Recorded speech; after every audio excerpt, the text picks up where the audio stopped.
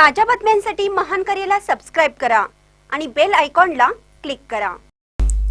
यड्रावमध्ये मध्यरात्री भीषण आग, लाखो रुपयांचे प्लास्टिक स्क्रॅप जळून खाक। यड्राव तालुका शिरोळ गट क्रमांक 479 पडियाळ वसाहत खंडोबावाडी परिसरात मध्यरात्री अचानक लागलेल्या आगीत मोठे नुकसान झाले।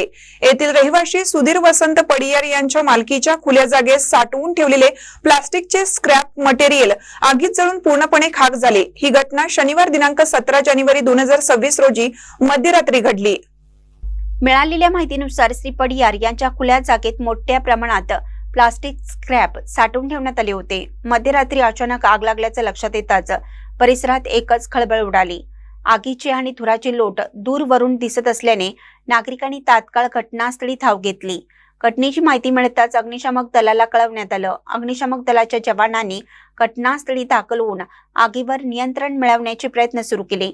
मात्र प्लास्टिक मटेरियल अत्यंत ज्वलनशील असल्यामुळे आग वेगाने पसरली। काही वेळाच्या शर्थीच्या प्रयत्नानंतर आग आटोक्यात आणण्यात यश आलं। सुदैवाने या घटनेत कोणतीही जीवितहानी झाली नाही। या आगीत अंदाजे 1 लाख रुपयांहून अधिक किमतीचे प्लास्टिक स्क्रॅप मटेरियल जळून खाक झाल्याचा प्राथमिक अंदाज व्यक्त करण्यात येत आहे। आगीचे नेमकं कारण अद्याप स्पष्ट झालं नसून बाह्य कारणामुळे आग लागली असावी असा अंदाज वर्तवण्यात येत आहे। या घटनेमुळे परिसरातील नागरिकांमध्ये भीतीचं वातावरण निर्माण झालं असून खुल्या जागेत ज्वलनशील साहित्य साठवण्याबाबत सुरक्षिततेच्या उपाययोजनांची मागणी होत आहे। महान करे न्यूजसाठी विकास लवाटे, यड्राव।